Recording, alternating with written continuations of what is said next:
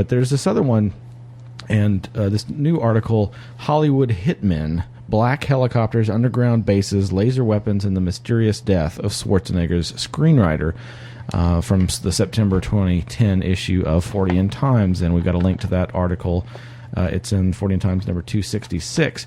And it's about this guy named Gary DeVore, who is a screenwriter, and apparently he interacted with it was frequently interacting with the I guess Hollywood's CIA liaison, and was on the verge of producing a film based on a script of his dealing with the invasion of Panama. And for those of you who aren't familiar with all the shenanigans surrounding Panama, I mean, the first thing you got to question is, why was it necessary to use the American military to go after a drug launderer, especially one that all the evidence points to was working for us?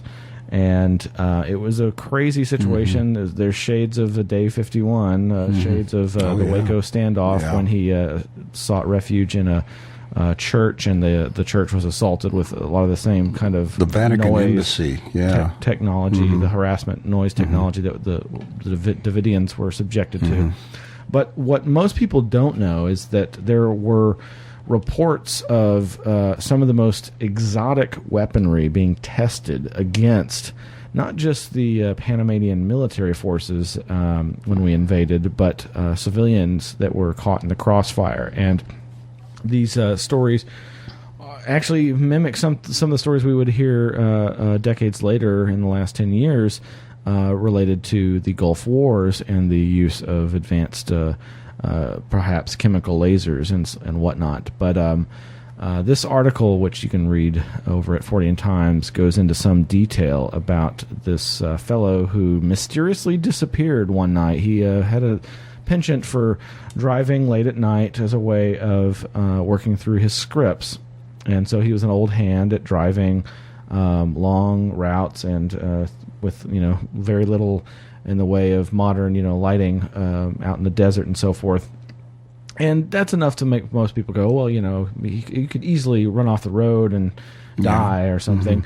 But this particular story is a little more mysterious than that, and the body was eventually found in I believe like a gravel pit filled with water, where allegedly the wife of this individual had hired a PI, a private investigator, and they had looked there with sensors and found nothing. And then later on, that's where his body is discovered in his car, and under all the circumstances really seem to point to shenanigans, like the things he would have had to have done to have ended up accidentally in that pool of water.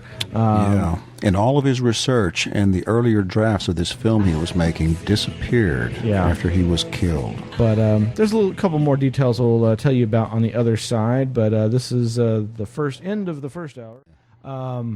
And we've been talking tonight about the influence of Hollywood and how it's used both as a propaganda tool and how the people in its midst are often compromised and manipulated.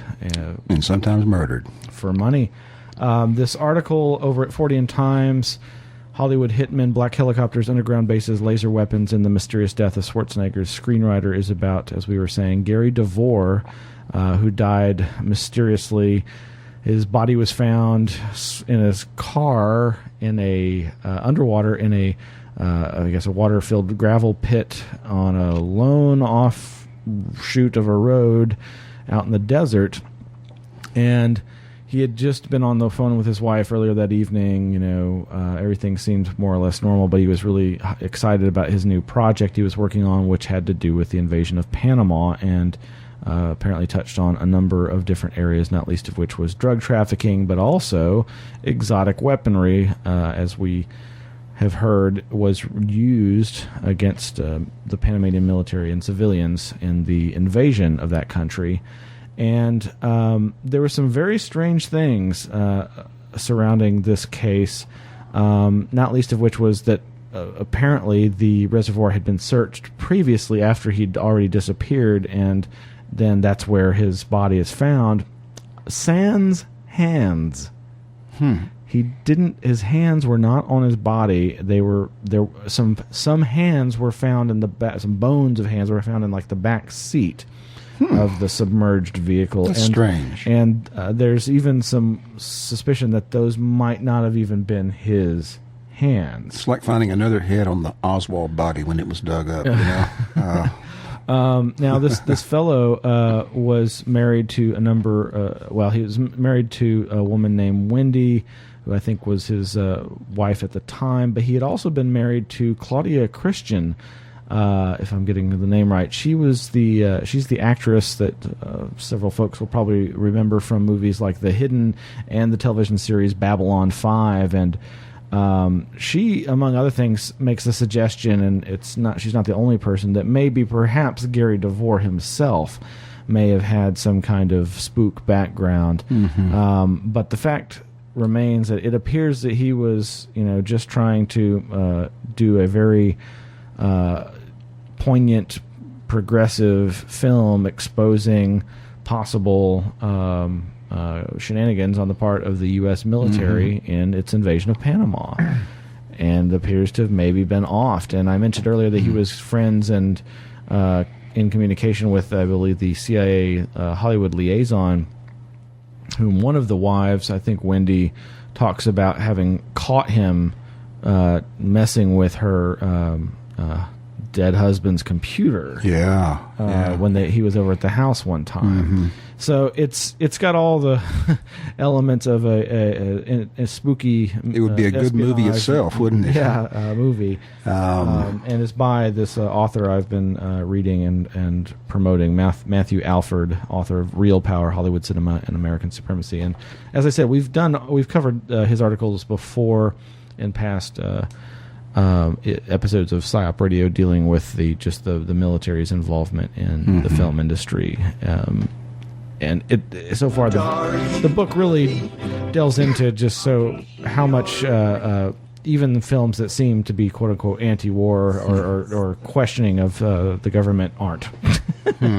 All right, we'll be right back for the second hour of PsyOp Radio.